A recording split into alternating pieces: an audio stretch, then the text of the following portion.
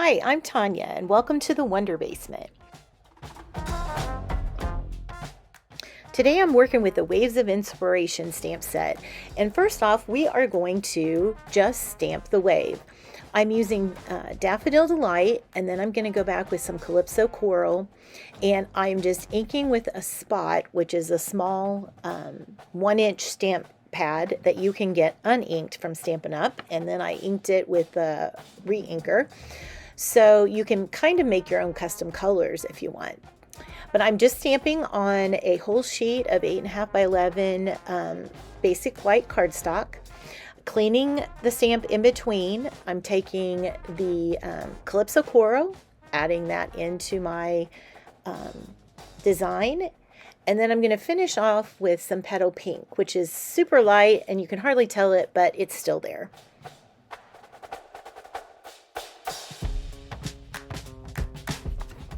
Again, I'm just cleaning off between the different colors, and now you can see what I'm doing is I'm kind of going in where there's white area, and I'm just filling that in with the Petal Pink. These are all colors that are in the Designer Series paper, Waves of the Ocean.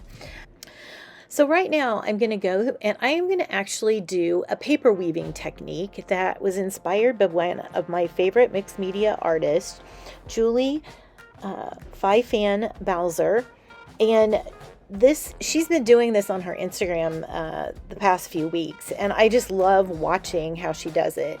So I'm taking and I'm cutting that whole sheet of paper 1 inch and then 1/2 inch into 1 inch and 1/2 inch strips, and then I'm taking another piece of the actual Designer Series paper in the Waves of the Ocean Designer Series paper, and I'm cutting that in the same manner. I'm just doing 1/2 inch and then 1 inch and then just kind of whatever I come up with.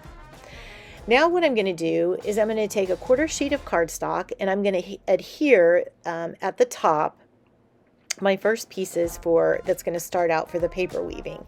So I'm just using some Stampin' Seal, and then I'm alternating my my pieces of paper and sizes at the top, just sticking those down, and I'm kind of going off the edge because I want to be able to cover the whole sheet, so I am going to trim off the edges at the end. So I've got my base down, and now basically what I'm going to do is I'm just going to do some weaving, just simple basic weaving, and I'm going to just stick that one way, and then I'm going to weave the next piece in the opposite direction. On this particular design, I decided to go with a similar color scheme.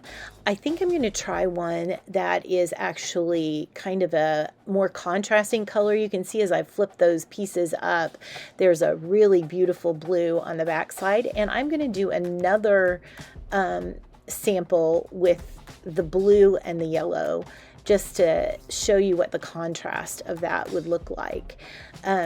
As you're moving these up, you're just going to keep getting a little tighter on your weave. Just keep pushing your woven pieces up to the top. And then I'm going to show you how I'm going to adhere these edges.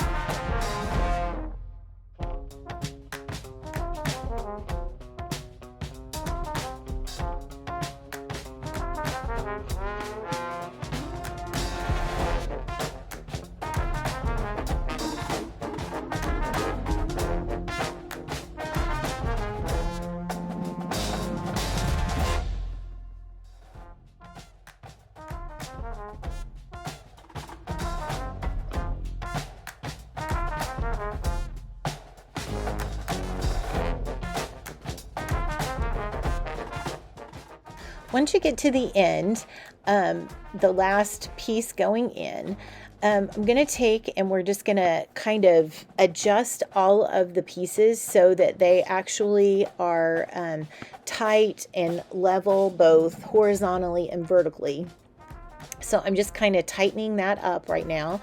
And then I'm going to flip this over and I add Stampin' Seal to the edges and kind of in the center. I'm kind of gluing it lightly just because I need it to hold, but I want to be able to still kind of move it around if I need to make adjustments. And then I'm going to adhere it down solidly after I get the trimming done.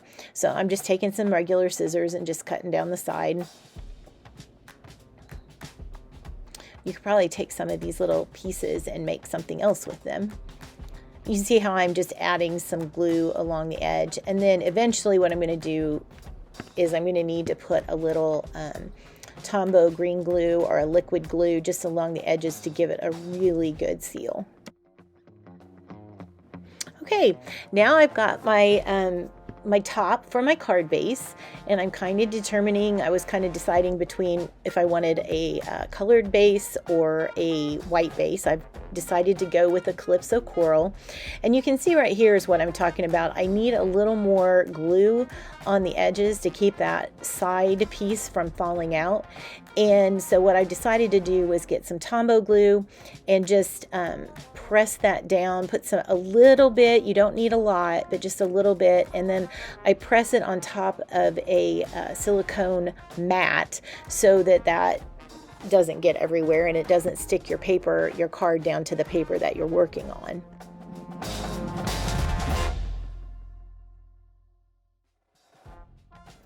Okay, so now we're going to go on to making the actual card, and I chose the Calypso Coral base, and I'm just going to use my Stampin' Seal and adhere that to the front of the card base.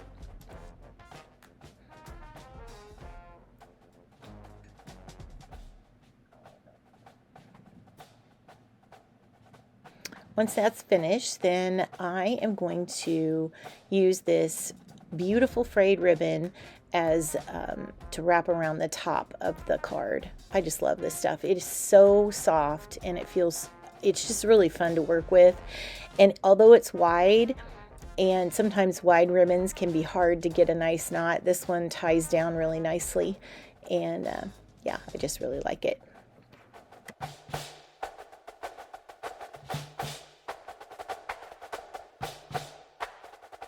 If you've seen my other videos, where I've used this ribbon, I love to fray it on the end. Once you get your knot tied, one end pulls off really nicely, and then the other one you kind of have to use some scissors and cut some of the threads, pull them out and cut them. But see how that does that? I just love it. I love it, love it, love it, love it. I love me some good fringe on a ribbon.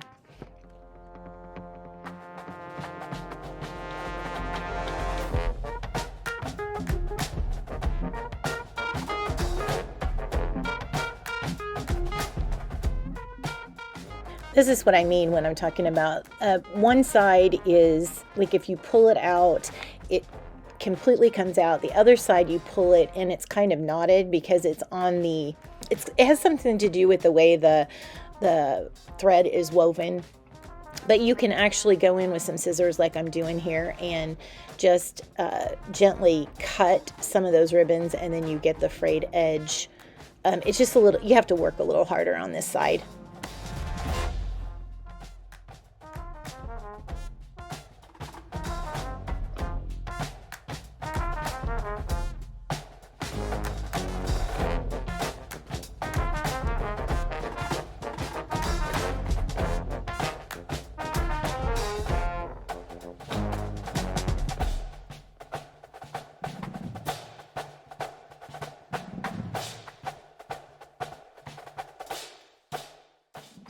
Once I get my ribbon pretty much how I like it, I may move it around yet, but then I want to try and figure out what different elements from the stamp set I want to use. I know I want to use the pelican because he's adorable, and I kind of wanted to use the Totally Awesome, but I ended up in the end going with Your Strength is an Inspiration, because I thought it was more of an inspirational kind of card. And this card, not only does it have dies that cut out birds, but it also has that cute little stamp set that cuts out birds. And then I was kind of playing around with the different colors that I could use, and I definitely liked the crumb cake.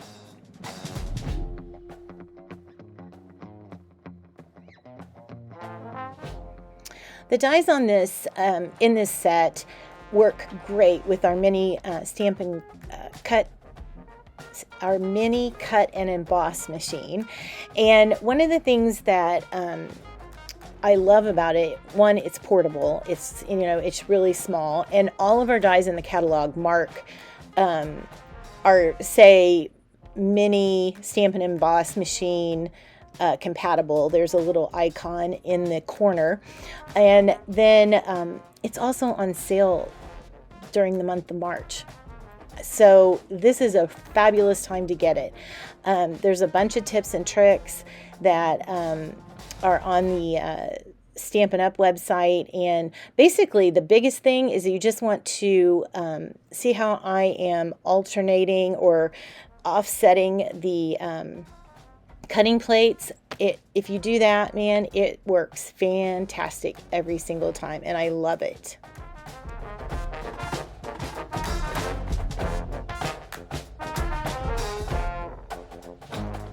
Okay, here are these pretty bird cutouts, and so I smushed down a little bit. You can't tell it probably in the video, but my birds are a little, I got the edges of my stamps, so I'm just going to kind of layer these over the top, and then it looks like a flock of birds. And the next thing I'm going to do is I'm going to just figure out, I want to get my pelican on there, but first of all, I want to add a little bit of detail to the wood on the pelican, where the pelican's standing. And so I'm just going to squish my stamp pad together, open it up a little bit, and then I'm going to take my aqua painter or my water painter and just get a little bit of water, and I'm going to dip that into the lid of my stamp pad, and you can get a nice little highlight or low light, put shadows in, and it just adds a little bit of depth to your artwork.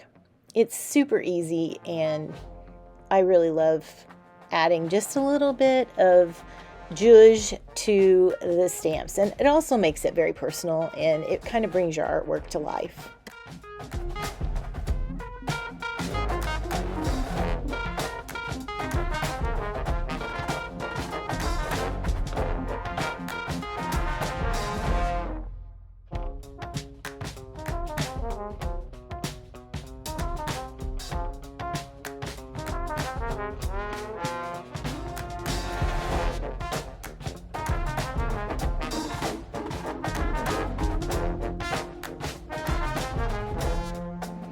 Okay, now I'm going to use my tag, and I stamped it, and then I realized I smudged it, so I'm stamping it again, because there's always another side in stamping. That's what I love about it.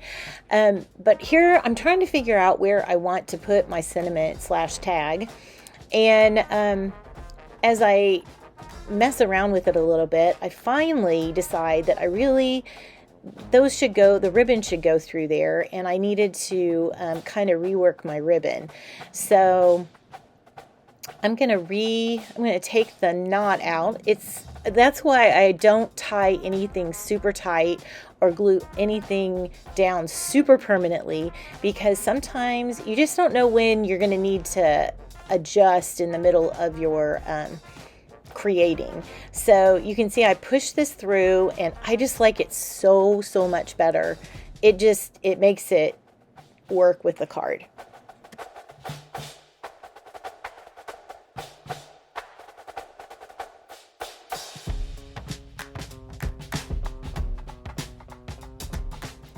And there you have it. There is the final card, and I just kind of move my ribbon around just a little bit to get it where I want it, but I really love the way it turned out. I think it's a super cute card and technique. Thanks for watching the Wonder Basement videos. I appreciate you stopping by and spending some time with me. Please click like and subscribe if you haven't already, and make sure you check the bell so that you get notifications of new content when it's uploaded. I'll see you soon.